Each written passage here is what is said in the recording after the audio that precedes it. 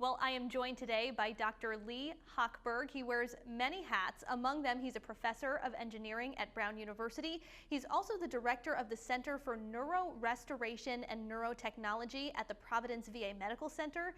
He's a neurologist at Mass General, and he's one of the principal investigators of BrainGate clinical trials. Doctor, thank you so much for taking the time and joining us today. Hi, Kim. Thanks so much for having me. So first of all, what is BrainGate? BrainGate is first an academic consortium, a group of researchers at Brown University, at the Providence VA, at Mass General, at Stanford University, and at Case Western Reserve University. And we're all working together on a pilot clinical trial that we also call the BrainGate clinical trials. And the goal of those trials is to see whether people who have been paralyzed with a form of paralysis called tetraplegia, that is, people who are unable to move their arms or their legs, whether they may be able to control, for example, a cursor on a computer screen simply by thinking about the movement of their own hand. This sounds almost like something that's science fiction, but you're telling us this is very much reality. It is. So for nearly 50 years, there's been publicly funded research to not only better understand how the brain works, but also to develop technologies that would allow us to listen to the most information-rich signals in the brain. And those are the signals that come from individual brain cells or individual neurons. Beginning about 20 years ago or so, we, the scientific field, were able to record from many dozens of individual neurons, individual brain cells simultaneously. So for example, if we're recording from a part of the brain that's usually involved in the control of the arm and the hand, some of those brain cells are causing the movement of the arm and the hand. And as both the technology and our understanding of the brain and computer science all got better, it became more and more possible to what we call decode those neural signals. In other words, if we were just listening to the brain activity and somebody was trying to reach out and grab a coffee cup, we might be able to know from just listening to a handful of cells in the brain that that person was trying to move their arm over and to the right. That is remarkable. So how does this listening work? Is it a device that's implanted in the brain, or is it something almost like a hat that someone can put on? So the field in general is called brain-computer interfaces. And broadly speaking, the idea is to be able to record from different parts of the brain and the different types of brain signals, particularly the electrical brain signals, and then to convert those brain signals into something useful, whether it be to control a cursor on a screen, or maybe a robotic arm, or maybe even somebody's own arm again. In our particular trial and technology, we're using recording from inside the brain, placing a very tiny, what we call an array or a sensor of electrodes into the top of the brain, into a part called the motor cortex. And that little 4x4 millimeter or baby aspirin sized array can get tapped into the top of the brain. And that allows us to record from dozens, sometimes 100 or more individual neurons while somebody is trying to move their own arm or hand. So something that small could lead to someone maybe getting part of their mobility back or using a robotic arm to regain some of their freedom of motion. So over the past 15 years in the BrainGate research, there have been many demonstrations of individuals with paralysis, people who are unable to move their own arm or hand, thinking about that movement and either controlling a computer cursor or controlling a robotic or a prosthetic arm. And in one case, by combining two technologies, our brain recording and decoding technology, and one that directly stimulates the muscles in the arm.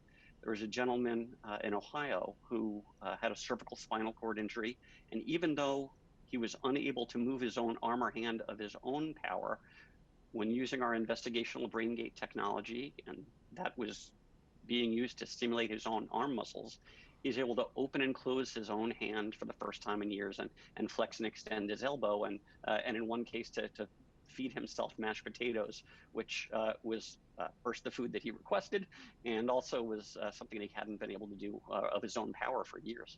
So how close or far are we from being able to see this type of technology used more widely outside of clinical trials? So this today is still definitely in the research phase. There's been a lot that's been learned over the last 15 years, and there are many labs around the country who are engaged in really understanding what these brain signals mean and harnessing these information-rich brain signals so that they can be understood in real time and converted into the control of a useful device. And of course, in making those devices that are being controlled ever more responsive to the brain signals. So the progress over the last 15 years has been great. Where we're really headed now is trying to not just have demonstrations of the ability for people to use these devices, but for those demonstrations to become more and more commonplace. For people not only to be able to use them in their home, which is something we've been doing in the BrainGate research since we started more than 15 years ago, but for our users to be able to use this without technical oversight. That means without somebody who happens to have a degree in neural engineering helping to make the system work.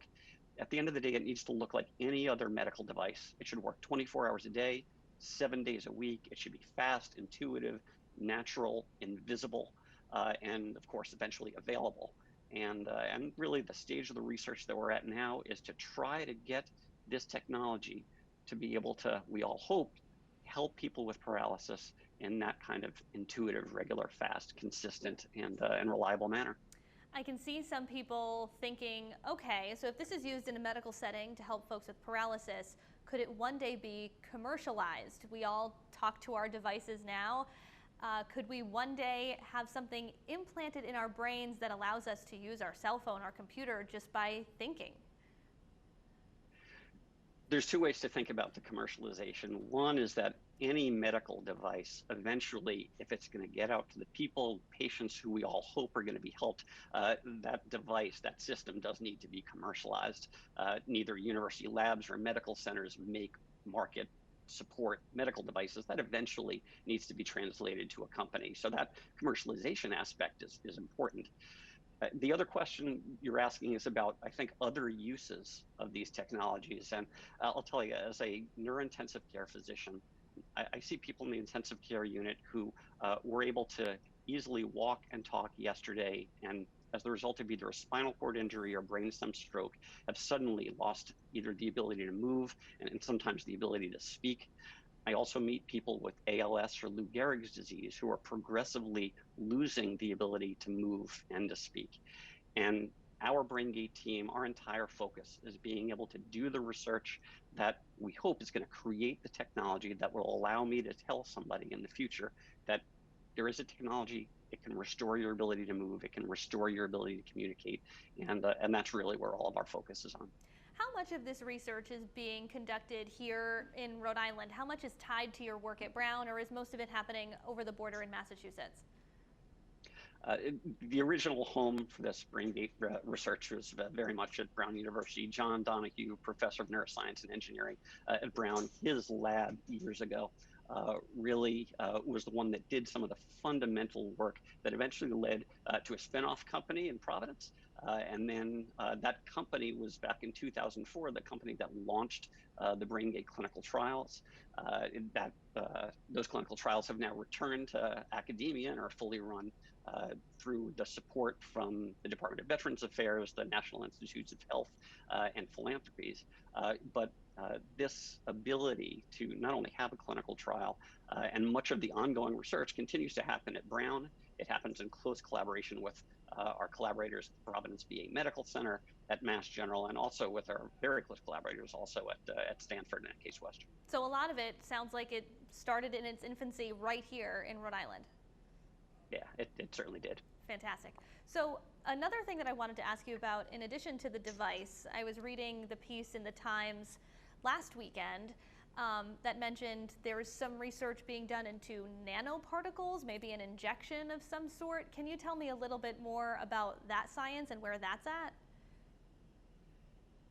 The current technology, the technology that we're using, uses a very small array or sensor of electrodes that can get tapped into the top of the brain. Each of those sensors lets us record from roughly 100 different little locations in the brain. And sometimes we'll place 2 of these arrays, and some other groups doing BrainGate-like research across the country have placed as many as 6 of these arrays into the brain. But even then, people have, or at least I'm taught, that people have about 80 billion neurons. So when we say that we're able to record a few dozen, that's clearly a very small sample. So to some extent, it continues to amaze me that anybody is able to control with such accuracy and speed any external device when those devices are being controlled really by just a handful of brain signals, a few dozen of those brain signals of the 88 billion one could, I guess, conceivably record from.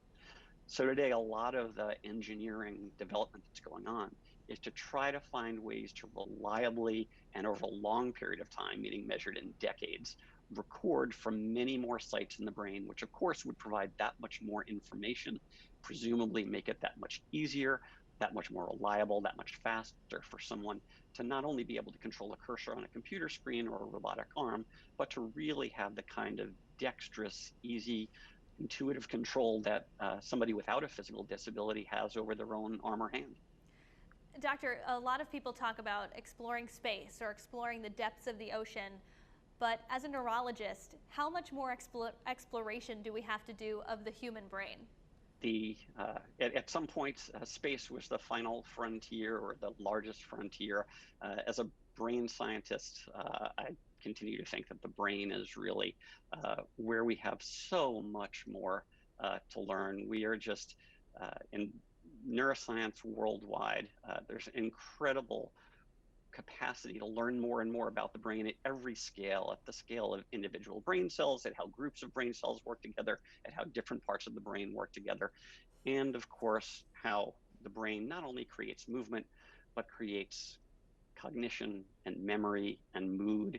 And as a neurologist, importantly, what happens to the brain when it's injured or as the result of disease? And how do we create the therapies and the technologies that allow people to gain their abilities back when some of those abilities have been lost, again, by either injury or disease? So there is a ton more left to learn.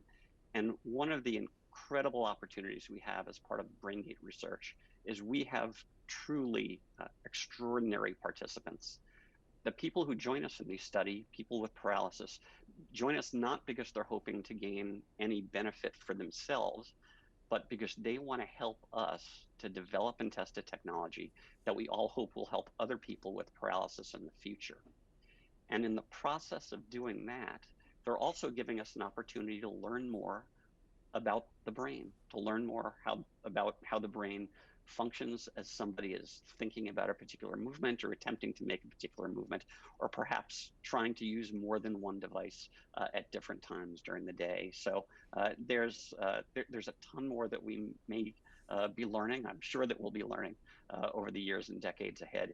And all of that information is really going to help us as a field to develop technologies that reduce the burden of neurologic disease and help people who've had a neurologic disease or injury to get back to the lives that they had before that injury or disease occurred. I know we're just scratching the surface here. I'm sure you and I could talk for hours about all of the things that you're researching and your findings, but is there anything else that you'd like to let viewers know or think that I'm neglecting to ask? In our ongoing clinical trial of the BrainGate system, we're looking to see whether people can not only control external devices, but we're getting feedback all the time. What does this first system need to look like? How can it be most helpful for somebody who's unable to move their hand or unable to speak? We really are just scratching the surface. And while the current trial is recruiting people who either have spinal cord injury or brainstem stroke or ALS or muscular dystrophy, our hope as a field is that these technologies are going to help many people with many different injuries or illnesses of the nervous system. And it's really the continued public funding of this research that allows not just us in our BrainGate trial, but nationwide, us to learn enough about the brain, learn enough about injuries and disorders of the nervous system that we can develop the therapies and the technologies that will help people to regain function. Dr. Leigh Hochberg, thank you so much. It's my pleasure. Thank you, Kim.